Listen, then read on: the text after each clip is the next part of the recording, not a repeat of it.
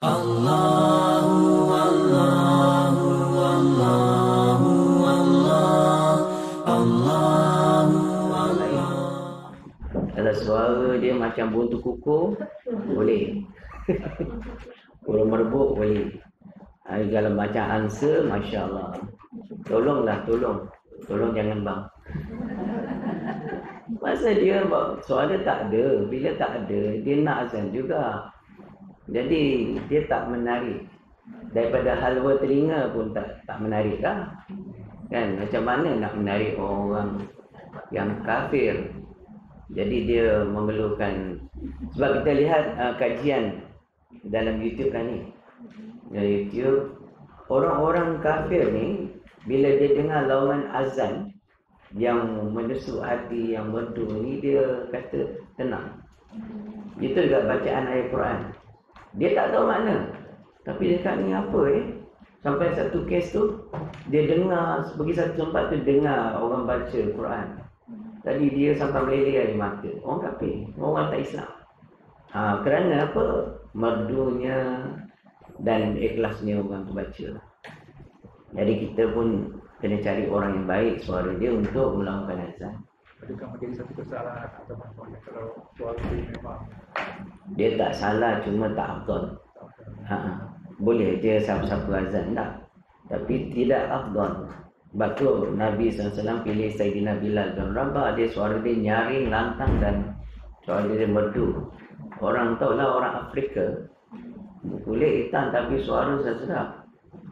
Suara lantang dan baik suara dia. Baik, kemudian lepaslah. Paling mudah ni bacaan dia ni, janganlah ada orang Allahu Akbar, Allahu Akbar. Kalau dia wakaf, dia kena wakaf lah. Bukan tak boleh, tarik nafas boleh. Kalau tak, wasal je. Allahu Akbar, Allahu Akbar. Simple. Kan? Ni biasanya lagu biasa orang belajar azan ni, Allahu Akbar, Allahu Akbar. Biasa. Baru belajar ni lagi lagu dia. Dia boleh dapat tune lagi. Cuba dengar apa ni azan orang dalam TV ke radio kan, sedap kan. Dia ada lagu dia, lagu Bayati ada, lagu Ras ada. Kena belajar lah. Jadi kalau tak, cara yang paling mudah, kalau kita baru nak belajar, buat macam tu je. Allahu Akbar, Allahu Akbar. Simple. Asyhadu an la ilaha illallah. Kan simple. Asyhadu an la ilaha illallah. Main ujung sikit. Contohlah. Kalau dah expert tu macam orang televisyen azan. Kemudian asyhadu anna Muhammadar Rasulullah. Di kat sini ada tarjih lah. Masa kita lepas Allahu Akbar, Allahu Akbar tu kita tarjih tu Allahu Akbar, Allahu Akbar. Perlahan. Baru kita azan. Baru kita lawan. Itu juga lepas asyhadu alla tu, sebelum tu asyhadu alla ilaha illallah. Baru kita asyhadu an la ilaha illallah, asyhadu anna Muhammadar Rasulullah. Kemudian hayya 'alas salah, hayya 'alal falah. Semua dua-dua kali. Kemudian kemudian Allahu Akbar, la ilaha illallah, kecuali pada solat subuh dia tambah as-salatu khairum minan naum. As-salatu khairum minan naum. Macam tu. Yang paling panjang sangat. Minan naum. Naum terus dia. Tidur dia lagi sedap. Walaupun situ panggil Ma'arif Istiqol, boleh baca 246. Tapi dalam keadaan ni kita kejut dia, bangun daripada tidur. Dan lagi sunat ditambah pada bang subuh tu, kemudian daripada hayya 'alal falah, iaitu mengucap as-salatu khairum minan naum 2 kali. Semua 2 kali. Kecuali pada lafaz Allahu Akbar, Allahu Akbar, la ilaha illallah pada hujung tu. Itu sekali je. Dan sunat dengan nyaring. Nampak kena nyaring. Dan sunat lagi memasukkan kedua jari telunjuknya kepada lubang telinga. Ni jari telunjuk masuk dalam lubang telinga. Ni tujuan dia untuk dia fokus azan lah. Suara dia fokus suara dia, tahu sedap tak sedap. Jadi dia tak pernah buat, dia tak tahu suara dia tu. Jadi dia ingat sedap aja air dia azan. Dia tak tahu orang kat belakang nak muntah ni. Tapi dia tak cakap lah pasal orang azan kan. Alangkah baiknya kalau awak tak azan. Kan dia kecil hati. Tapi dia memang suka azan. Tapi yang orang macam tu suka azan. Yang suara sedap tak mau azan pula. Dia volunteer pula. Dia volunteer, tak payah bayar, free je. Kena baiki lah benda tu. Baik, sabda Nabi SAW. Barang siapa yang 7 kali dengan kerana Allah Ta'ala, dia melakukan azan tu 7 kali lah dalam semua hidup dia lah, maka disuratkan oleh Allah Ta'ala akan dia terlepas daripada api neraka. Allah Akbar. Riwayat Imam Tirmizi. Itulah dari aku sedap tak sedap boleh masa. Aku nak juga. Fadilat dia besar. Jadi azan ni antara yang perlu direbut. Dalam Islam, azan ni perlu direbut. Jangan sampai gaduh. Melainkan jika ada orang yang digajikan. Kan Bilal tu dibayar allowance.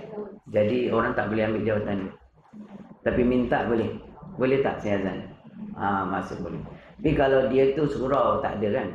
Volunteer, hendaklah direbut dia. Sama dengan saf hadapan. Saf nombor 1 tu hendaklah direbut orang. Andai kata kita tahu betapa besarnya rahmat Allah datang pada saf yang pertama tu, lebih-lebih belakang imam, 5 orang akan tumpu kat situ lah. Dia sanggup datang awal pun semata-mata nak dapat saf depan dia. Malamnya hari ni dia suruh kita ke depan. Saya acap kali lah. Sering kali lah. Bila pergi Jumaat je, saya memang saja datang agak lambat. Tak ada awal pasal nak tunggu anak murid saya masuk semua baru saya datang nak tengok dia kat mana kan. Jarang-jarang dia datang awal tu. Jadi bila datang je, saya akan tengok ada kosong, saya pergilah. Okey. Nanti bila orang iqamah dia semua bangun kan. Bila dia bangun saya akan datang lah. Ni orang suka macam ni. Dia tolak kita ke depan. Memang bau-bau ni pun kena juga. Dia tolak ke mana? Asal dia tak nak ke depan ni, dia suruh kita ke depan ni. Malah kita pahala dapat besar, tapi kita perbuatan dia makruh kan. Jadi saya pegang dia. Tolak ke depan, faham. Ada tu air Bangla pula. So saya ke depan. Kau pun ikut Melayu juga. Tolak dia ke depan. Dia pun itu cara dia. Makro. Suruh-suruh orang ke depan. Kita ke depan. Lain kalau kita kat depan dah. Sini kosong boleh tak? Kan? Ini bagi orang ambil rebut yang depan, kita ambil yang belakang. Tak betul cara tu. Yang azan tu perlu direbut. Ya. Nanti kalau jawatan azan, jawatan Bilal, perlu kita rebut jawatan tu. Macam kita mohon lah, kita nak dapat jawatan tu. Boleh juga. Jika sekiranya malu masuk pertandingan lah. Pertandingan azan. Dia melawan tengok siapa sedap. Terpaksa kan? Jadi yang menilai makmum semua lah. Dia tengok, ni lah dia awak lagi baik sikit lah. Jadi awak baik sikit, ambil pada subuh, subuh, maghrib, isyak. Yang kurang tu zuhur asar lah. Subuh tu yang tak lalu lah. Syarat-syarat dia bertiga nak pergi lah. Dia satu bacaan dia mesti fasih. Suara mau nyaring. Kemudian dia orang yang telah mumayyiz. Orang yang mumayyiz. Kemudian hendaklah suara dia baik. Sunat suara baik tu bukan wajib lah. Tapi mana keabdalan tu kita ambil lah. Harap-harap ambil peranan situ lah. Dia dah tak ada dalam kampung tu, dia yang paling sedap. Tak apalah. Walaupun orang lain dengar, lama kan. Tapi dia yang paling lah. Qala musannif rahimallahu ta'ala. Baik. Dan riwayat daripada lainnya. Dan lagi sunat pada orang yang melakukan azan itu, bang itu. Dan qamah, dan orang yang mendengar keduanya. Kemudian daripada selepas dia daripada keduanya itu mengucapkan, yakni membacakan akan doa, membacakan ini selawat. Allahumma salli ala Sayyidina Muhammad wa ala ya dzal jalali wal ikram. Terus itu ada panjang lagi sebenarnya. Yang bawah ni. Maknanya, hei Tuhanku, tambahi olehmu rahmat dan sejahtera atas bulu kami Nabi Muhammad SAW. Hei Tuhanku yang mempunyai keesaan dan kemuliaan. Ya Dzal Jalali wal Ikram ni dia Ismullahul Azam ni. Kalau kita berdoa jangan tinggal ni. Dalam doa kita silingkan. Contoh kita baca ya muqallibal qulub sabbir qalbi ala dinika wa ta'atika. Kita tambah lagi ya Dzal Jalali wal Ikram, ya Karim, ya Wadud, contohnya. Ya Karim, ya Wadud, ya Dzal Jalali wal Ikram. Kan mudah-mudahan doa tu mustajab. Ini antara kaifiat doa. Jadi disertakan dengan Ismullahul Azam. Jadi Ismullahul Azam sebenarnya kurniaan Allah pada seseorang. Para wali Allah, orang soleh biasa dapat. Allah ilhamkan dia. Ladunikan dalam hati dia, ini bacaan yang zikir yang dia perlu ada dalam setiap permintaan dia. Jadi para wali Allah tu kalau dia berdoa mesti ada Ismullahul Azam yang padan dengan dia. Setiap orang tak sama. Contoh Imam Ghazali rahimahullah, ya Hayyu ya Qayyum, ya Dzal Jalali wal Ikram ni imam, kalau tak silap imam kita, iaitu Imam Syarifun Nawawi rahimahullah ta'ala. Jadi itu dia dapat, Allah punya dia macam tu. Jadi kita boleh je follow dia, ulama kan. Cuma macam mana dapat tu? Dia itu dengan melazimi zikrullah, bersihkan hati, sehingga satu ketika Allah beri dia rahsia, sir bagi asma. Untuk dia lah kurniaan Allah pada dia. Apa dia? Jadi contohnya Subhanal Malikil Quddus, contohnya Al-Quddus. Jadi bila dia doa, dia minta Allah kenal. Itulah kelebihan dia. Ini warid dia datang dalam hati seorang ketika dia sedang asyik dengan Allah. Waktu kita panggil orang dah dapat pandangan mata hati yang bersih. Kita panggil dia, iaitulah waridat ilahiyah. Maknanya, hei Tuhanku, tambahi olehmu akan rahmat dan sejahtera itu atas bulu kami Nabi Muhammad SAW. Hei Tuhanku yang mempunyai keesaan dan kemuliaan. Kemudian sambung lagi, Allahumma Rabbi hadhihi ad-da'wati at-tammati was-salati qa'imah. Lain sikit dah. Cuba ikut. Allahumma Rabbi hadhihi ad-da'wati at-tammah. Da'wati at-tammah was-salati al-qa'imah. Ati sayyidana Muhammadanil wasilah wal fadilah wad darajatal aliyah rafi'ah wa ba'ashul maqamal mahmud alladhi wa'adda innaka la tukhliful mi'ad. Ni kat sini dia tambah dia panggil sini wa fadilatud darajatal aliyah rafi'ah. Aliyah ni jarang dibaca juga. Jadi orang baca Allahumma salli ala Sayyidina Muhammad, dia baca sini ati Sayyidina Muhammadinil wasilata wal fadilah wa ba'asul maqaman mahmudanil ladzi wa'adta. Sampai situ kan. Jadi ada beberapa yang disyokkan. Jadi boleh je. Ada yang tambah wasyarafa lagi. Kan. Jadi itu semua tak apa. Lagi tambah lagi besar pahala.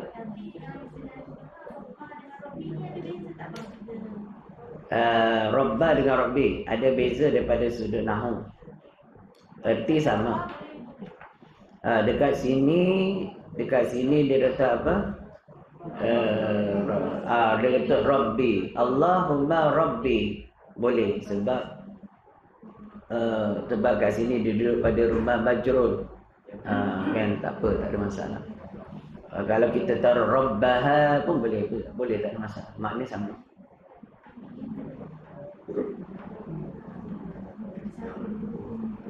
Artinya Tuhan juga atau Tuhan boleh. Artinya hey Tuhanku. Allahumma tu dah ya Tuhanku dah. Arti Allahumma tu wahai Tuhanku dah. Perkenankanlah olehmu. Jadi Rabb lagi. Dia tambah Tuhan lagi kat situ. Tak ada masalah. Allah dah. Allahumma ya Allah ya Tuhanku. Maksud dia. Rabbi hadhihi da'wah boleh, Rabbaha pun boleh. Iaitu berkenankanlah olehmu akan permintaan kami yang sempurna dan rahmat yang sentiasa beri olehmu akan penghulu kami, iaitu Muhammad SAW, akan tempat sampai dan beri olehmu akan penghulu kami itu kelebihan dan kemuliaan dan darjat yang tinggi lagi amat hampir. Dan beri olehmu hai Tuhanku, maksudnya akan Nabi kita tu segala tempat yang kepujian yang engkau janjikan akan dia. Bahawasanya engkau lah Tuhan yang tiada menyalahi akan yang engkau janjikan. Innallaha la yukhliful mi'ad, tu makna dia. Adapun sekian kalimah qamat itu 9 kalimah juga. Demikianlah bunyinya, tapi bacanya ada sedikit beza dengan azan. Dia baca dia mudah. Yang pertama Allahu Akbar sekali je. Asyhadu an la ilaha illallah, asyhadu anna Muhammadar Rasulullah, hayya 'alas salah, hayya 'alal falah. Tadi kat sini orang baca hayya 'alas salah, hayya 'alal falah. Qad qamatis salatu. Orang selalu baca qad qamatis salati. Ti itu salah. Dia kena baca tu. Qad qamatis salatu, qad qamatis salah. Ya, dia tak boleh baca qad qamatis salati, qad salah. Kemudian Allahu Akbar, la ilaha illallah. Ini iqamah. Baik laki, baik perempuan, sunat iqamah. Dan sunat menadahkan akan kedua telapak tangannya ke langit serta membaca doa. Kemudian pada surah qamat demikian bunyinya. Kemudian daripada baca lafaz qamat tu, baca doa dia. Aqamahallah. Kalau ketika baca qad qamatis salat tu, ketika baca qad qamatis salat, situ qad qamatis salatu, qad qamatis salat, baca doa ni. Aqamahallahu wa adamaha. Selalu maklim pun baca situ je. Dia tambah lagi maha wa adamaha madamatis samawati wal ard wa ja'alani min salihi ahliha, ataupun wa ja'alani minas salihin. Boleh je. Ataupun wa ja'alani minas salihin, dia dah tak pakai ahliha dah. Ni kalau tak pakai salihin, taruh ahliha lah. Daripada golongan orang-orang yang soleh menjadi ahli, termasuk golongan orang-orang yang soleh. Syahdan lagi kata setengah ulama pula, ni lajulah senang ni. Haram yang pada perempuan dan sunat pada perempuan itu qamat. Haram bang tu. Bagi orang perempuan haram bang pada perempuan. Kenapa? Sebab suara dia aurat. Lainlah di azan tu di kalangan dia je. Contoh tak pakai mikrofon kat dalam satu dewan tu, dia saja ke bolehlah dia azan. Tapi bila dia laung keluar tu, suara dia tu aurat, dia jadi haram. Dan sunat bagi dia iqamah. Iqamah boleh suara juga lah. Tapi sebab iqamah orang tak pakai mic lah. Tak pakai mic luar lah. Mic dalam saja. Tapi kat sini maksudnya kalau ada lelaki pun tak boleh kat dia, melainkan family dia. Dia nak qamat boleh, tapi semua dia punya mahram. Tak apa. Ada lelaki, afdalnya lelaki yang qamat. Tapi dah kalau nak latih anak kita, suruhlah dia qamat boleh je. Dan Disunatkan pada perempuan itu qamat, maka hendaklah takbiratul ihram serta berdiri betul atas orang yang kuasa. Sambung lagi. Atau duduk atas orang yang uzur dan telah terdahulu bicaranya masalah muqaranah niat pada bahasa muqaranah niat pada bahagi rukun yang 13. Yang dalam niat itu ada muqaranah dan dia termasuk pada rukun yang 13 niat tu. Dan kemudian daripada sudah takbiratul ihram itu disertakan niat, disunatkan membaca doa iftitah. Baca doa iftitah lepas takbir Allahu Akbar, dalam tu ada niat muqaranah hurufiyah ke atau kamaliyah ke, baru baca wajjahtu wajhiya lilladzi fataras samaa, wajjahtu wajhiya lilladzi, baca fataras samawati wal ard hanifan musliman wa ma ana minal musyrikin inna salati wa nusuki wa mahyaya wa mamati lillahi rabbil alamin la syarika lahu wa bidzalika umirtu wa ana minal muslimin. Maknanya aku serahkan diriku akan Tuhanku, yakni kepada Tuhanku yang telah menjadikan 7 petala langit dan 7 petala bumi, padahal aku cenderung kepada agama Islam, dan tiadalah kami daripada orang yang menduakan Allah. Bahawasanya sembahyangku dan ibadatku dan hidupku dan matiku adalah milik bagi Allah Ta'ala, Tuhan yang memerintah sekalian alam. Tiada yang menyengutui baginya, dan demikian itu disuruhkan aku, dan aku setengah pada sekalian orang yang Muslim mereka itu. Baik.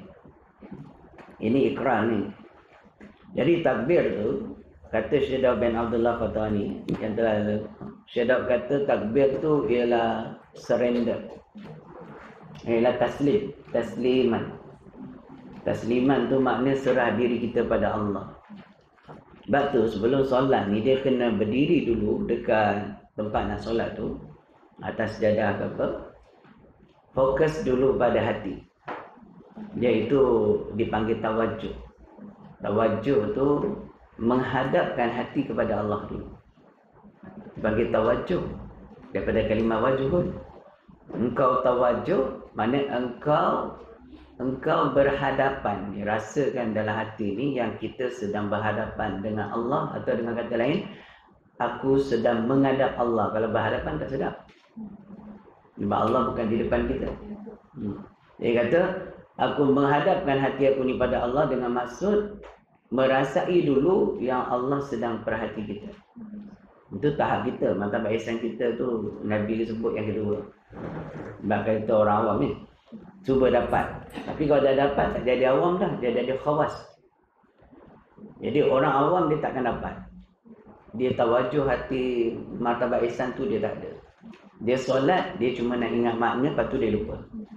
Dia ingat makna bacaan, lepas tu dia lupa. Dia melalui ke mana? Akan masuk balik, keluar balik, macam tu lah.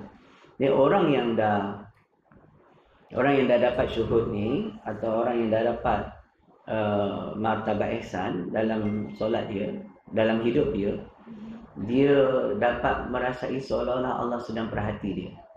Hadir artinya perasaan tu, hadir hati tu yang Allah sedang perhati dia ketika itu, baru dia takbir. Bila takbir Allah, dalam keadaan dia dah serah, itu panggil tasliman. Dia menyerahkan diri dia, hidup dia, keluarga dia, apa saja yang dia ada, semua kepada Allah.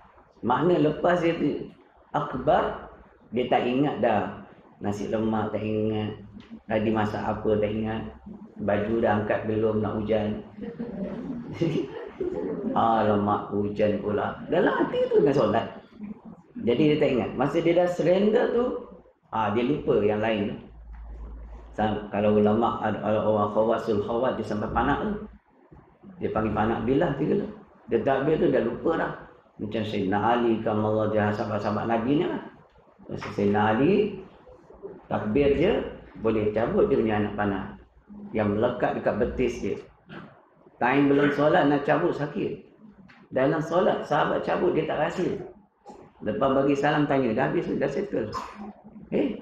Tak rasa dalam solat tu kenapa? Orang panas. Orang panggil dia ni bukan panas Bilal lagi, bakal Bilal dah. Martabat paling tinggi lah, Ihsanul Kamil lah diorang. Jadi kita ni kurang-kurangnya jadi khawas. Wala tak khawasul khawas pun solat kita jadi orang pilihan. Jadi hadirkan hati dulu sebelum takbir. Dah rasa dah Allah sedang melihat kita, baru takbir Allah. Serah semuanya. Dia lafaz Allah dalam hati muqaranah. Wasat ta'arud ta'yin tu. Dia masuk. Di samping tu dia dah surrender pada Allah dah. Dia tak hirau dah dunia. Tak hiraukan diri dia, harta dia, apa saja dah. Tak hirau. Kat mana dia, tak ada dah. Khusyuk betul lah. Kan. Nak kena buat macam tu. Jadi kekalkan momentum. Ingat hati tu, ingat Allah sedang perhatikan dia tu sampai habis solat. Jadi waktu dia baca, adakah dia kena ingat makna bacaan tu? Tak. Sebab dia faham apa dia baca, tak perlu ulang dah. Dia kata, Alhamdulillahi Rabbil Alamin. Dia faham kan buat apa dia ulang. Segala puji bagi Allah Tuhan sekalian. Tak payah. Itu bukan tadabbur. Itu zikrul ma'anil ayat. Mengingat makna ayat tak mau. Kita nak tadabbur. Tadabbur tu memahami, menghayati makna ayat tu. Jadi dia sedang bermunajat dengan Allah. Dia puji Allah tadi tu kan.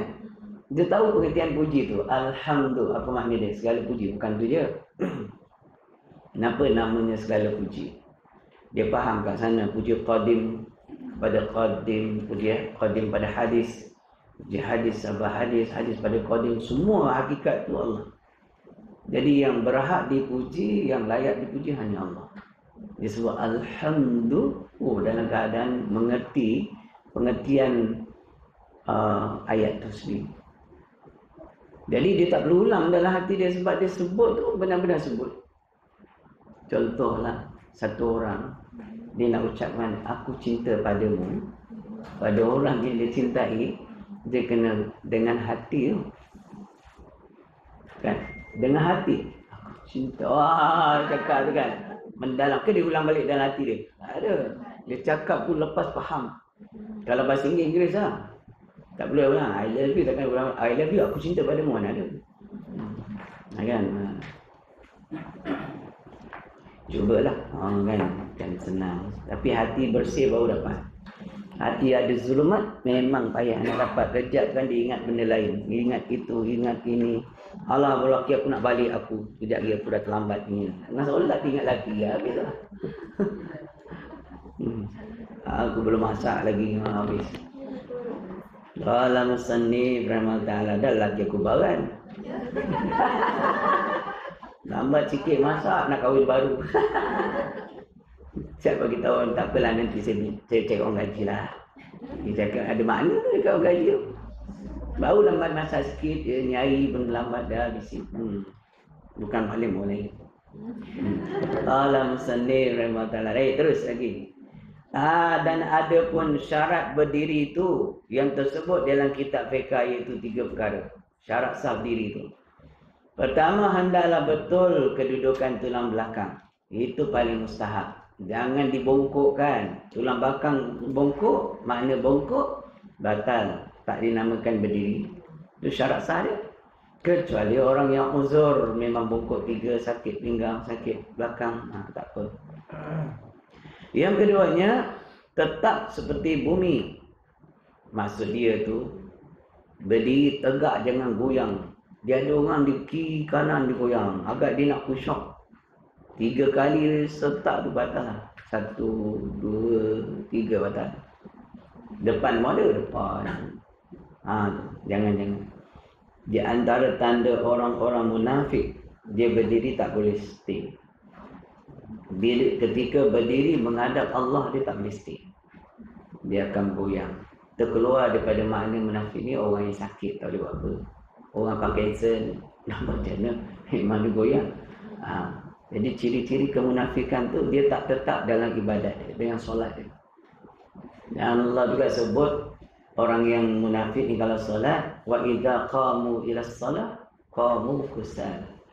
Orang munafik ni kalau berdiri nak solat tu dia malas, sangat bermalas-malasan, nak kata Allah. Bismillah. Oh, ya letih. Letih nak ke? Solat letih, kan tu. Maknanya solat dia tu tak jadi makanan kerohanian dia. Jadi dia akan bosan, dia akan rasa lama, nak imam baca lama, jadi semua jadi efek kat dia. Dia solat ni, kata Syekh bin Abdullah Qatani dalam kitab Munyatul Musalli, ibarat hidangan makanan daripada Allah kepada iman dia. Jadi berbagai jenis makanan yang lazat-lazat di dalam solat tu. Dia tinggal merasai kelazatan tu. Tapi dia tak lazat. Dia tak seronok. Maknanya iman dia mati, iman dia sakit. Mata basirah dia tak celik dah. Itu sebab dia jadi macam tu. Jadi sembahyang nak cepat. At-ta'ani minallah wal ajalatu minasyaitan. Bergopok-gapah tu. At-ta'ani bersopan santun, lemah lembut, ikut step itu daripada Allah. Wal ajalah, nak bersegera, nak bercepat, nak bergopok-gapah, minasyaitan, daripada syaitan. Itu Nabi cakap. Jadi kalau sembahyang nak derah-derah tu kena gangguan syaitan. Sembahyang mesti relax, sederhana. Tak laju sangat, tak cepat sangat. Melainkan jika ada hajat, ada ilah, nak perlu kepada cepat. Tak apalah. Cepat dengan gopoh sampai tak ada tumanina lah. Contoh dia nak sembahyang 1000 rakaat. Tentu nak laju kan. Kalau buat sedung bila nak habis. Satu hari dia nak sembahyang sunat mutlak 1000 rakaat. Ada orang amalan ni macam tu. Dia bangun solat. Jadi dia kena cepat lah. Qala musannifu rahimallahu ta'ala lagi. Yang ketiga, hendaklah menghadap kiblat dengan dada. Tak boleh pusing. Pusing macam tu darjah sikit dia pun batal lah. Walaupun dengan sebab ditolak oleh anak dia. Tengah sembahyang anak dia tolak kan. Berlari arah kiblat kan. Batal walaupun tak sengaja. Tak sama dalam hal angin tiup kain terangkat. Kalau tutup dengan cepat tak apa. Tapi kalau banyak kali batal juga. Sampai 3 kali. Kejap tutup. Sampai berulang kali dah batal. Baik, seterusnya. Adapun syarat niat itu 4 perkara pula. Ini kalau dalam kitab ni, dalam kitab lain dia banyak lagi. Baik, dalam kitab ni disebut 3. Dalam kitab ni kalau bab niat ada 4 perkara. Yang pertama, niat itu di dalam hati. Memanglah. Kalau luar berlafaz itu lafaz niat. Yang kedua, jatuh niat itu di dalam huruf yang 8 huruf itu. Lafaz Allah ada 4, lafaz akbar ada 4. Jadi hendaklah niat itu masuk dalam lafaz ini. Kalau sebelum lafaz niat itu dah mula tak sah. Atau lepas ra pada akbar baru nak masuk niat pun tak sah. Dia kena dalam lingkungan sebutan. Dan yang ketiganya adalah niat itu jangan berubah. Tak boleh taradud. Niat tu kalau zuhur lah, tukar asal pula. Tadi aku sembahyang pada zuhur, tidak asal. Dan dia terlupa kan. Jangan taradud ataupun ubah niat. Tapi kalau dia ubah solat fardu, dia ubah jadi sunat kerana nak solat fardu dengan orang lain. Dia datang masjid seorang, sembahyang seorang. Tiba-tiba datang ke kawan di Menawang. Maka dia tengah sembahyang ni baru 1 rakaat. Boleh niat sebagai solat sunat mutlak. 1 rakaat saja. Kalau 2 lah. 3 lah. Maknanya dia habiskan solat tu dan setakat itu saja. 3 rakaat pun boleh. 4 boleh, 2 boleh, 1 boleh. Sunat mutlak. Dia tak ada tertakluk pada bilangan rakaat. 1000 rakaat pun boleh. Straight 10 rakaat pun boleh. Tak ada masalah. Jadi dia bagi salam. Nanti dia perubahan niat tadi tak batal. Tak batal sembahyang. Lepas tu syarat dia nak pasal dia nak iadah solat, nak dengan orang banyak lah. Qala musannif rahimahullah ta'ala lagi. Ya, yang keempatnya, mana empat? Ya. Bahawasanya adalah niat membezakan adaan daripada qadaan. Kena bezakan adaan dengan qadaan. Kata pendapat dalam kitab ini. Kalau kita buka kitab lain, contohnya kitab Idaman Penuntut karangan Syekh Abdul Ghani Yahya. Di sana disebutkan qadaan dengan adaan tu tidak membatalkan sembahyang. Dia tak jadi syarat sah. Maksudnya kalau seorang itu dia nak sembahyang qada tapi dia tersebut adaan. Saja aku sembahyang zuhur kerana Allah Ta'ala. Dia tak sebut adaan pun, tapi dah kira tunai lah tu. Boleh. Ataupun disebut adaan, ternyata nak buat qada juga sah sembahyang. Atau dia qadaan padahal nak buat adaan. Contoh, dia ni nak sembahyang asar, nak sembahyang zuhur, tapi dia menyangkakan zuhur tu dah habis. Jadi dah masuk asar. Jadi dia niat qada lah. Saja aku qada sembahyang pada zuhur kan, kerana Allah Ta'ala bahasa Melayu lah. Jadi lepas dia salam baru dengar azan. Baru masuk asar. Tengok jam lah, belum masuk asar lagi. Adakah perlu ulang balik? Tak, sah dah sembahyang zuhur tu. Walaupun niatnya qadaan. Jadi dalam kitab itu dia bersandarkan dalil ni daripada kitab Arab, kitab Bujair Rimi Iqnah jilid 1. Jadi pendapatnya boleh dipakai, ni khilaf tak masalah. Jadi kalau ada orang kata tak batal, memang tak batal. Kalau dia ni jadi syarat sah, kalau syarat sah mana? Kalau tak buat batal. Cuma nak bagi tahu fiqh ni kadang-kadang dia ada khilaf yang macam ni, tak payahlah kita serabut pakai di mana-mana.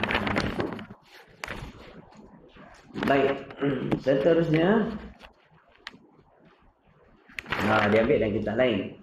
Bahawasanya adalah niat membezakan adaan daripada qadaan. Itu syarat sah dia. Demikianlah syarat, 4 syarat sah niat yang tersebut dalam kitab Targhibul Fadl. Dalam kitab ni, tadi kitab lain. Kitab Bujair Rimi Iqnah, kitab antara kitab. Orang Kelantan royak kitab Jatir dah. Mazhab Syafi'i. Kitab jantan mazhab Syafi'i, kitab besar agaklah. Dan ada pun syarat takbiratul ihram itu yang tersebut dalam kitab Siratal Mustaqim. 10 perkara. Dalam kitab ni, dalam kitab lain ada 21 syarat sah. Contohnya kita ambil dalam kitab Fathul Mu'in, lebih daripada 10. Fathul Mu'in 18. Buka dalam kitab lain lagi, dan kitab saya sendiri kitab Babus Solat 21. Sebab saya ambil daripada beberapa kitab lain lagi, buat satu mukhtar jadi 21. Dalam kitab Sulamus Sibyan juga sebut 21 syarat sah. Sulamus Sibyan. Jadi mengaji PK ni kena banyak kitab. Baik. Jadi dia sebut 10, salah ke? Tak salah. Kita tengok apa dia kata. Pertama, bahawa jatuhlah takbir itu di dalam berdiri betul. Ini selalu orang kantoi kat sini. Dia datang dalam bad, contoh. Ngantuk lah. Dia datang lambat kan? Pergi kat saf. Terus Allahu Akbar. Dia nak dapatkan rukuk serta kemakmunan imam kan? Jadi dia takbir Allahu Akbar terus. Dia sebenarnya takbir tu kena maksudnya dan takbir tu waktu diri Allahu Akbar baru Allahu Akbar. Dia kena 2 takbir. Walaupun tak ucap takbir, kena 2 step. Tapi dia 1 step. Jadi dia bukan berdiri, sambil berdiri tak tumakninah, rukuk nakkan tumakninah bersama dalam rukuk imam batal sembahyang. Tak sah. Takbirnya dah tak sah. Apa guna? Jadi jangan pukul-pukul apa. Kalau tertinggal apa salah tambah je. Sebab tu nak lari-lari buat apa? Tak payah lari. Dalam memang tak lambat. Jadi biarkan dia jalan kat mana. Okey, kata sampai kita pun baru takbir dia ada rukuk, biar ada. kita pun tak tahu pukul berapa. Andai kata rukuk tak sempat, rakaat tu burn, kita tambah satu lagi. Kan? Ataupun waktu dia sujud, kita sujud sekali. Boleh je. Yang penting takbir kena masa berdiri. Kemudian dan keduanya hendaklah mendengar dirinya. Lafaz takbir tu daripada alif sampai ra kena dengar semua. Kalau dia tak dengar separuh, tak sah. Satu huruf tak dengar pun tak sah. Kan ramai orang takbir Allah. Allah. Mana ada? Dia dengar kat Allah je. Ataupun orang makhraj ni salah. Allah. Semua ha. Kan? Ataupun tak boleh langsung. Mulut dia. Dalam hati dia tapi tak boleh. Tak boleh. Dia kena semua alif lam lam ha alif kaf ba ra ni Allahu akbar. Jelas tu. Tak payahlah sampai tu imam dengar kan. Agak-agak dia boleh dengar telinga dia cukup. Ini itu dia punya syarat sah tu. Alangkah kasihannya bila kita lihat orang tak ambil irah benda ni, mungkin sebab tak tahu ke, sebab kejahilan dia, tak belajar ataupun belajar tak jumpa. Daripada sini semayangnya dah lawa dah. Bayang tu, bila syarat sah tak dipenuhi, maksudnya tak sah. Tak sah tu segi syariat Allah, mana Allah tak terima lah. Ni syariat Allah, Allah punya. Ni kau tahu ke semayang aku Allah terima tak terima? Confirm lah, pasal segi syariat Allah tak terima dah. Kalau syariat dah betul, pun belum tentu Allah terima. Ini tak betul lagi lah. Pergi jumpa Sultan tak ada protokol, agak-agak boleh masuk. Mantap lah. Kena ada protokol lah kan. Jadi yang ni tolong perhati ya, Masya Allah kan. Kemudian yang ketiganya mualat, iaitu berturut-turut. Mualat ni berturut-turut lafaz dia. Jangan baca Allah Akbar. Jangan. Ini sekali lah. Berturut-turut 2 kalimah. Yang keempat ditertibkan. Ni malah tak boleh terbalik. Walaupun makna tak salah. Akbarullah. Maknanya tak salah. Maha besar Allah. Sebab Allah Akbar, Allah yang maha besar. Tak ada masalah. Yang ke-8. Tapi kalau kita terbalikkan tak sah. Dia kena lafaz Allah dulu. Yang ke-5, memeliharakan hurufnya. Ialah, okey, maksud pelihara huruf tu baca dengan betul makhraj.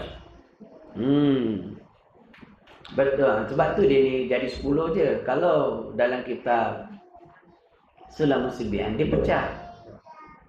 Mesti jaga huruf tu, jaga syaddah. Satu dah jadi satu lain. Kemudian hendaklah jangan dipanjangkan huruf alif pada lafaz bar. Allahu Akbar. Panjang tu ditambah alif atau jangan dipanjangkan pada waw. Pada lafaz pada alif pada lafaz Allah, nanti jadi Allah. Allah tak boleh. Jadi dipecah-pecah tu yang jadi 21. Jadi macam pengarang ni dia ambil satu dia copy sendiri. Jadi maksudnya sama dia, tak ada salah. Memelihara huruf makhraj dah betul, ra dia. Jangan jadi waw. Allahu Akbar. Allahu Akbar. Waw. Huruf waw. Yang dia kena bar. Ra takrir tu berdetaklah 2 detak ke atau tanpa detak tak apa. Bar. Allahu Akbar. Macam tu. Baik. Dan yang ke-6nya memelihara barisnya. Baris kena betul, tak boleh atas bawah. Yang ni dia pecah kat sini pula. Dan yang ke-7 memelihara kalimahnya. Pelihara kalimah, ya betul. Masuk pelihara kalimah dengan melihara huruf lebih kurang ni dah. Kan. Masa dia nak bagi tahu sangat penting lah dekat situ. Yang ke-8nya memelihara tasydidnya. Ada tasydid juga. Ini sabdu. Jadi macam mana nak pelihara tasydid tu? Pada lafaz Allah je ada. Sebut Allah tu kena henjuk sikit. Allah. Tak boleh. Lah. Kan? Kalau orang macam Allah, ada juga syaddah. Sebab ada orang sebut dia tak ada. Allah. Allah bukan Allah dah. Dia Allah huruf waw. Kena jaga. Jadi Allah. Allahu Akbar. Macam tu. Lagi. Yang ke-9 memelihara mualatnya betul-turut. Tadi kat atas macam dah ada. Mualat kan? Mualat betul. Mualat dia tu betul-turut. Bawah ni ada memelihara mualat pula. Mualat juga. Maksudnya yang atas tu berturut-turut. Yang sini memelihara mualat. Mualat pun berturut-turut juga. Mungkin ada silap cetak sini. Dikendaki di sini ialah memelihara akan apa lagi? Memelihara.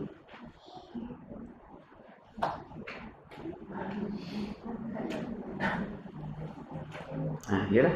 Betul. Dalam kitab lain sebut antara lafaz Allah dengan akbar tu tak semestinya wasal. Tak semestinya wasal. Kalau kita nak jaga setiap huruf dia mesti wasal. Allahu Akbar. Tapi kalau dia kata tak semestinya kena bacaan wasal, maknanya kita boleh baca Allah Akbar ke? Jadi hu macam mana? Adakan ha juga dengan diwakafkan. Allah Akbar. Ada kitab sebut macam tu. Dia kata tak semestinya. Sebab kata dia antara dua kalimah itu tidak boleh diselangi melebihi kadar bernafas. Yang ini disebut dalam kitab Idamah Penuntut jilid 1. Dalam kitab Idamah Penuntut dia kata yang penting jangan maknanya antara lafaz Allah dengan akbar tu jangan dipanjangkan melebihi kadar bernafas. Maksudnya pada lafaz Allah disebut Allah Akbar. Boleh ke orang bersebut macam ni kalau dia tak hidupkan ha? Boleh dengan syarat orang itu orang yang semput. Orang semput suara dia tak panjang. Dia nak masukkan lafaz konsep taruh ta'yin dalam hati dia satu hal. Nak panjang sebab tak sampai dia semput. Boleh jalan dia. Jadi dia akan Allah Akbar. Dia ambil nafas baru. Dia tak wasal, dia wakaf. Boleh. Menurut pendapat yang ada dalam kitab Idamah Penuntut.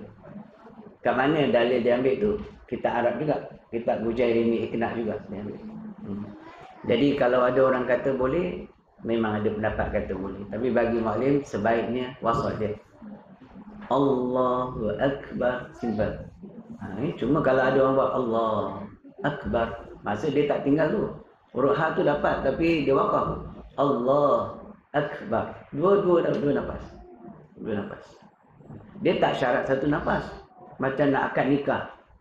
Tak syarat satu nafas. Orang Melayu kena senafas tau. Dan nama dia Siti Nur Irdina Naratiwat apa semua. Pening kita nak tu. Jadi macam Sabri Yunus senang aja dia nikah. Senang aja. Dia kata apa?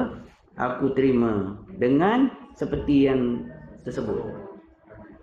Kalau dalam mazhab Syafi'i confirm tak sah. Dalam mazhab lain ada kata sah. Jadi dia ni boleh ke main lompat mazhab macam tu daripada sudut ilmu? Dia panggil talfiq mazhab? Tak boleh. Kau macam mana pun elok dia ulang balik. Daripada khilaf. Dia bukan khilaf lagi sebab nak Islam ni nak memelihara kan, supaya dia ni zuriat ni nak jadi sahih. Jadi bila dia buat tu tak betul daripada sudut mazhab Syafi'i dan tidak sah menurut mazhab Syafi'i sebab dia tak cukup ayat tu tergantung. Dia tak jadi maf'ul mutlak. Dia tak jadi apa maf'ul bih. Ataupun dia domir tak ada kembali. Contoh domirnya, aku terima nikahnya cukup settle. Sikit je kan? Aku terima nikahnya.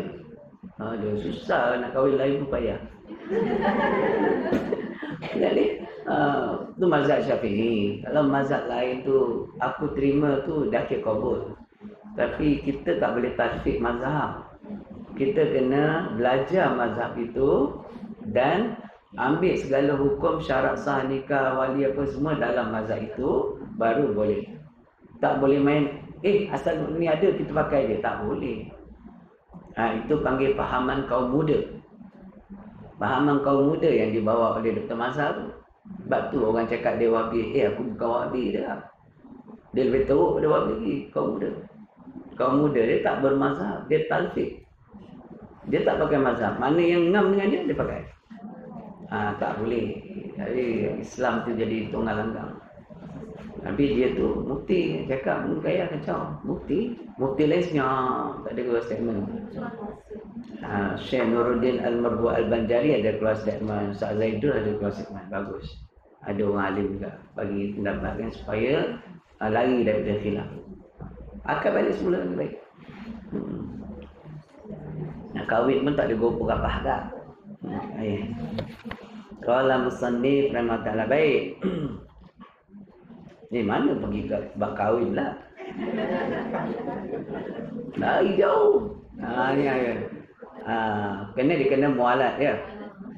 Tapi kita pakai mualat juga, anggaplah tadi mualat lain dengan ini. Dan yang ke-10-nya, jangan panjangkan ba pada lafaz akbar. Demikian bunyinya Allahu Akbar. Ini akbar juga. Jangan panjangkan ba, atas ba tu ada alif maksudnya. Dalam kitab lain sebut jangan panjangkan ba pada akbar tu, supaya kalau tak panjangkan seolah-olah letak alif. Jadi akbar. Kitab lain pun sebut macam tu. Cuma dia ni dia kata jangan panjangkan ba pada akbar. Demikian bunyinya Allahu Akbar. Salah. Tambah alif situ. Kasih tak tu dia alif kan? Tambah alif. Dihimpunkan di dalam qasad, ta'arud dan ta'yin. Maknanya lafaz itu mestilah hadir qasad, ta'arud, ta'yin. Qasad saja aku ta'arud fardu, saja aku semayang fardu. Ta'yin ialah zuhur, asar, maghrib, isya. Satu lagi ta'yin nafsi, makmuman atau imaman bagi imam solat Jumaat. Dan satu lagi ta'yin sani. Ta'yin sani tau. Ta'yin nafsi, ta'yin sani. Beza tu. Ta'yin menentukan waktu. Zuhur, asar, maghrib, isya, subuh. Ta'yin nafsi menentukan diri sebagai makmum bagi solat berjemaah ataupun imaman bagi solat fardu Jumaat saja. Okey. Dan ta'yin sani ialah menentukan qasar. Qasar tu nak kena niat sama ada niat 2 rakaat atau niat qasar. Saja aku sembahyang pada zuhur dikasarkan. Itu je cukup. Lillahi ta'ala sunat dia. Hadir boleh, tak hadir pun boleh. Tapi dah orang susah kan takbir ni. Jamak, niat jamak pun sunat je. Ada ketika itu. Dalam waktu kita lepas takbir tu nak masukkan majmu'an tu ataupun tak masuk, tak apa. Dia yang penting masuk ketika solat. Lepas takbir, kita baru masuk. Aku nak jamak. Takdir. Bamanya. Tak apa dah. Sebelum salam. Jadi senang orang nak angkat takbir tu tak payah panjang kan. Dia dihubungkan dengan sembahyang padu asar dengan jamak takdim. Panjang. Itu saya tengok dekat RNR.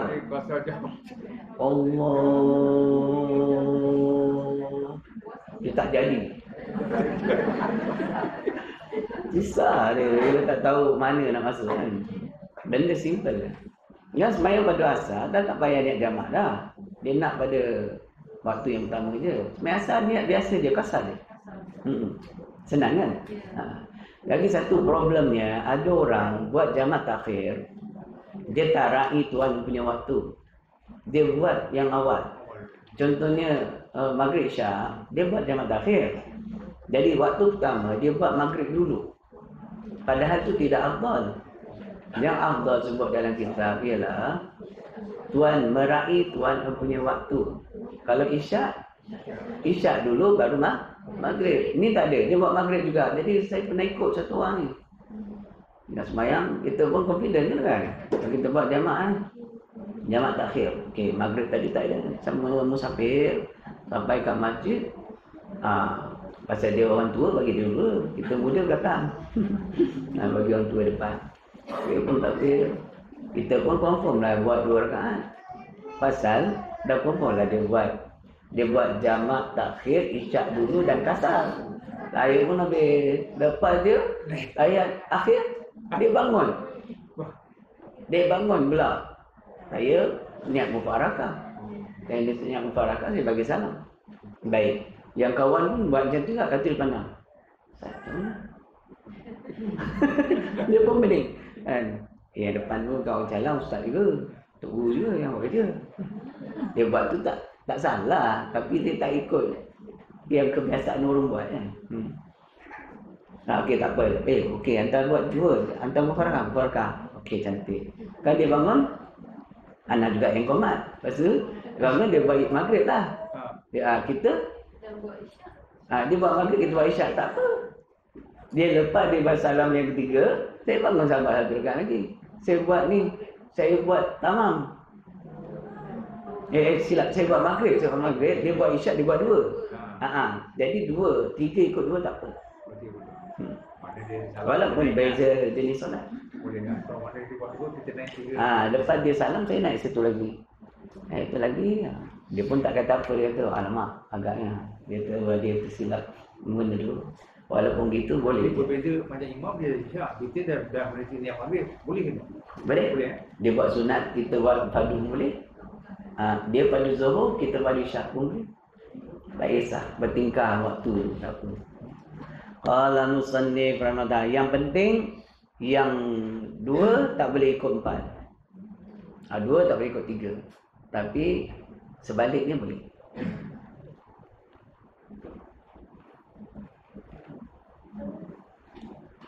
Adapun syarat Fatihah itu yang tersebut dalam kitab Nihayah, iaitu 9 perkara, dan kitab lain 10 perkara. Wallahu a'lam bishawab. Kepanjangan yang cukup lain.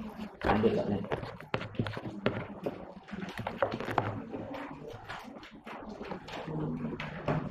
Silent tak?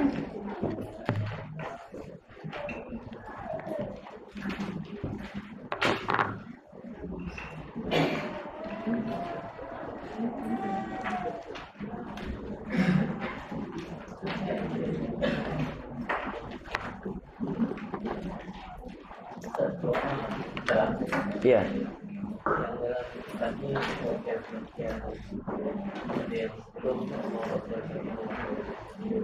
Oh ya betul. Elok tambah lagi Allahu Akbar kabira. Elok. Itu bacaan ringkas dalam, kalau kita tengok dalam kitab Idaman Penuntut, dia macam yang kita baca biasa. Kedua-duanya sunat lah, lagi panjang dia baik doa ni sebenarnya. Dan tidak sunat kita baca doa iftitah tu bila imam dah mula baca qiraah dia, baca Fatihah. Dia baca je bismillah, kita habiskan dia lah kata kat mana yang boleh. Ya. Tak sunat dah. Ataupun kita lambat datang kan, dia dah baca Fatihah, baca surah dah, kita datang turun Fatihah je. Tak payah dah baca doa iftitah. Ada soalan lain? Tak, satu yang tawajuh tadi yang tawajuh di solat. Sama tak dengan apa tu muraqabah? Muraqabah, maksud muraqabah ialah menghampirkan diri kepada Allah. Muraqabah. Maksud tawajuh ialah memandang dengan mata hati akan Allah Subhanahu Wa Taala, tapi maksud dikehendaki di sana ialah hadir hati. Hadir hati dalam kesedaran yang Allah sedang memerhatikan dia. Ataupun seolah-olah dia dapat melihat Allah. Yang itu payah buat khawasil khawas. Jadi tawajuh tu dalam kesedaran yang Allah sedang melihat dia. Ketika itulah baru dia tahu. Cuba. baru boleh dapat rasa asyik solat. Lain? Iqamah. Iqamah. Bukan lagi kalau biasa sebelum kita apa saya makan. Ya. Selalu mana-mana sebab bayar ke mesti kamu. Apa sebenarnya kamu harus Sebelum solat iqamah. Iqamah tu ialah syariat Nabi. Nabi menyuruh para sahabat yang sedang berehatkan badan dengan tidur duduk, ada yang sedang yang sedang baca Quran dan sebagainya, bila nak masuk kepada berjemaah supaya menyeru kembali lafaz azan tadi itu diseru kembali, tapi dengan dipendekkan, diringkaskan. Jadi itulah syariat dia. Tujuan dia kerana nak mendirikan, kerana nak panggil berjemaah. Itulah dia. Kalau azan tadi itu sebab nak bagi tahu bahawasanya orang-orang boleh menunaikan solat berjemaah di satu tempat, di masjid ke di musalla. Jadi azan tu dia ada banyak sebab. Satu sebab nak kumpul orang solat. Yang kedua sebab nak alau syaitan. Yang ketiga dia tu memang syiar Islam lah. Nak bermusafir ataupun orang yang nak ada gempa bumi, nak beritahu adanya berlaku gempa bumi, puting beliung dan sebagainya, ataupun kerana kebakaran. Banyak sebab dia. Tapi kalau macam iqamah tak ada sebab lain. Iqamah hanya untuk dirikan solat berjemaah. Kalau azan dia banyak. Sebelum kan biasakan Imam Bilal ni, dia sebelum dia baca bismillah, baca selawat. Apa dia boleh kata dia sebelum biasa tak ada orang pun dia terkamai dia tak pernah baca bismillah. Sebab dia dah sebut Allah tu. Ya, dia apa macam boleh ke tak? Baca bismillah pada setiap perbuatan yang baik tu memang dituntut syarak. Walaupun bagi boleh dia baca bismillahirrahmanirrahim baru iqamah boleh. Tak sama dalam masalah khutbah. Khutbah tu memang disyariatkan begitu. Jangan diselangi dengan bismillah. Dia mesti dengan hamdalah. Jadi khutbah dia akan boleh dengan alhamdulillah. Baik. Kemudian kalau kata berkenaan dengan apa tadi? Selawat. Dia selawat dia akan baca, bacaan dia sama seperti sebelum azan. Subhanallah walhamdulillah wala ilaha illallah Allahu akbar wala haula wala quwwata illa billahil azim. Itu sebenarnya sunat dia baca. Baru iqamah. Tapi jarang orang baca pun terus. Sauf dia pula sibuk sauf. Sauf tu yang kena cakap imam kan dia. Dia tak perlu arah orang berdiri. Orang memang kena duduk. Iqamah tu orang kena duduk, bukan kena berdiri. Dia berdiri, dia iqamah. Lepas dia iqamah, dah sampai habis baru orang berdiri. Itu step dia sebenarnya. Tapi ada orang qamat bangun. Orang qamat bangun. Tak sunat. Sunat tunggu sampai habis baru bangun. Dah balik orang buat kan. Tapi tak salah juga lah, boleh ke. Cuma janganlah marah orang tu duduk. Cepatlah orang lupa makan duduk lagi. Tak, yang memang kena duduk. Sunat duduk. Sampai habis baru dia pergi ke saf. Yang boleh susun saf tu imam. Sufufakum. Yang tadi tu kita kan. Baru betul. Dia pandang dulu. Dia pandang. Baru dia. Takbir. Ya, itulah dia. Dan dia tak perlu cakap solat tujuan rahimakumullah, tak boleh dah. Sebab dia dah iqamah. Sibuk. Solat tujuan rahimakumullah, imam pula. Sibuk juga nak iqamah. Itu iqamah bagi solat sunat. Solat fardu yang dituntut iqamah. Bila kita baca yang lain selepas itu, dipanggil khilaful aula. Menyalahi yang lebih utama. Adakah punya haram? Tak haram. Boleh saja. Cuma benda yang utama tak buat. Saja nak nambah pula. Lainlah solat tu solat sunat nak dijemaahkan. Bagi solat maghrib ke begitu. Wallahu a'lam. Baik.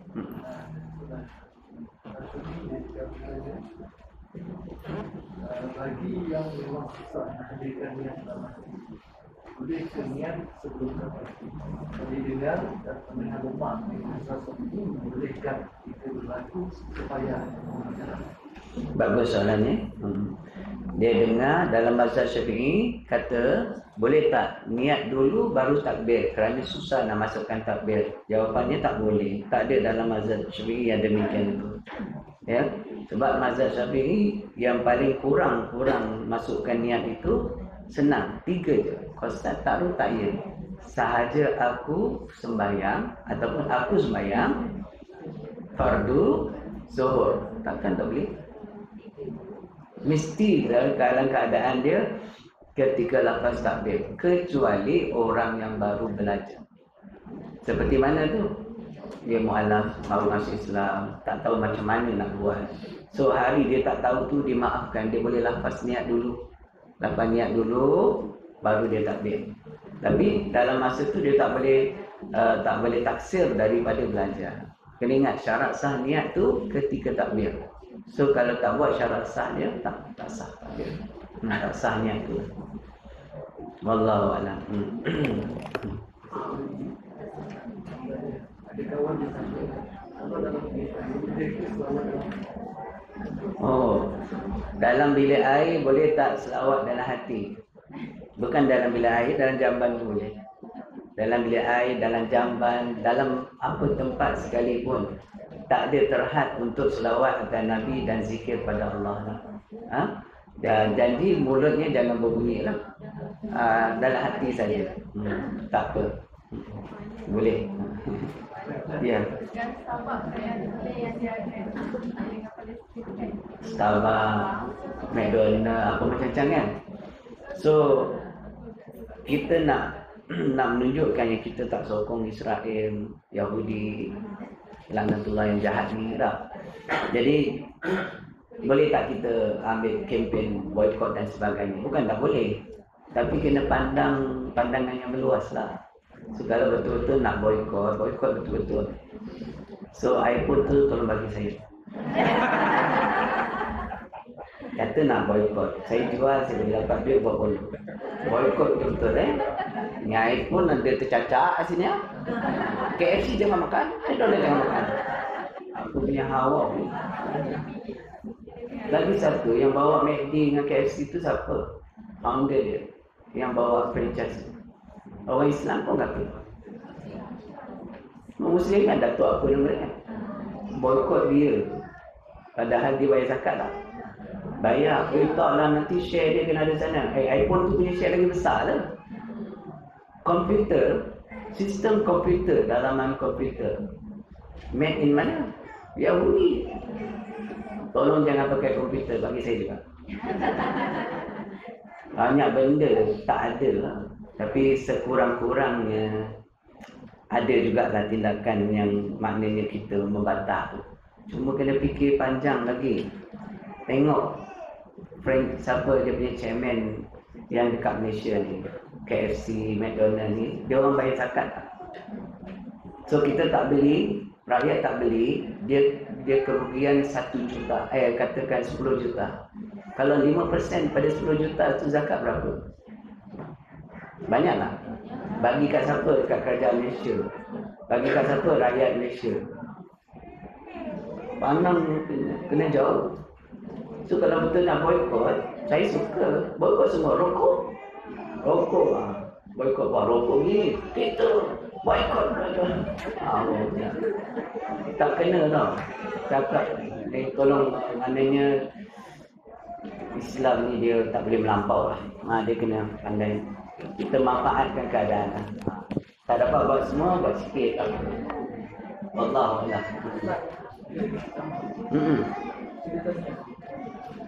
sahabat dia nak dia tak kenal dia buku dia buku Allah itu ini yang betul-betul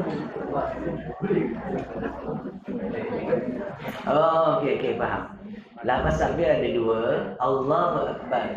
Kat situ kena mualat berturut-turut. So kalau dia berhenti melepasi keadaan bernafas, lagi satu bukan sebab uzur, maka dia telah membatalkan syarat sah takbiratul ihram. Maka jadi tak sah kat situ. Jadi sebenarnya kita boleh masukkan niat mana-mana satu daripada dua kalimah tu tanpa disusun. Pada lafaz akbar baru nak masuk niat habis, ataupun pada lafaz Allah dah habis niat, tak kisah. Yang penting lafaz Allah tu boleh dipanjangkan, kata ulama seperti Syekh Ramli, Syekh Ibn Hajar sampai 14 harakat. Yang ini 7 alif. Panjang tu. Saya 6 harakat pun canggung. Panjang kan. Allahu Akbar. Mana tak boleh masuk? Balik tak boleh masuk. Mesti boleh masuk. Wallahu a'lam.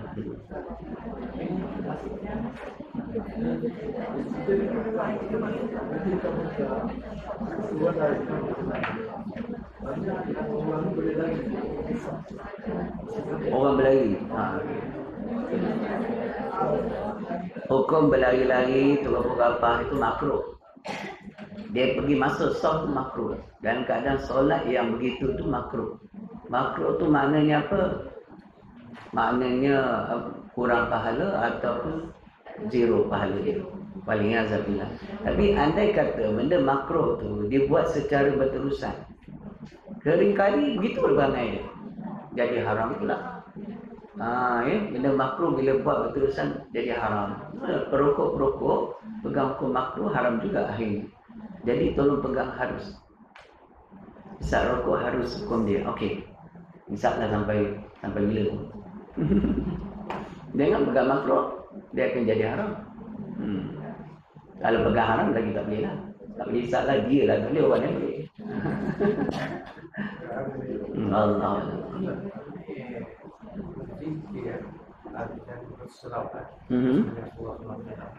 Dia buat masjid. Ya. Yang mana dia adakah secara jalan atau bersih? Baik, berzikir dan berselawat pada Nabi berselawat pada Nabi. Berselawat pada Nabi SAW ni dia salah satu daripada syiar Islam.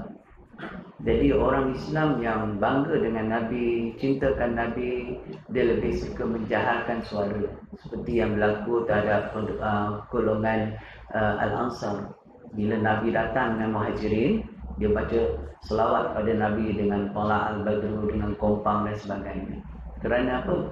Kegembiraan, menzahirkan kegembiraan dan kemuliaan bagi Nabi SAW. Jadi bagi kita yang duduk di negeri Islam, negara umat Islam, afdal diwar-warkan syariat Islam tu, termasuk memuliakan Nabi itu dalam keadaan bagaimana rupa. Jadi jahar tu lebih apa?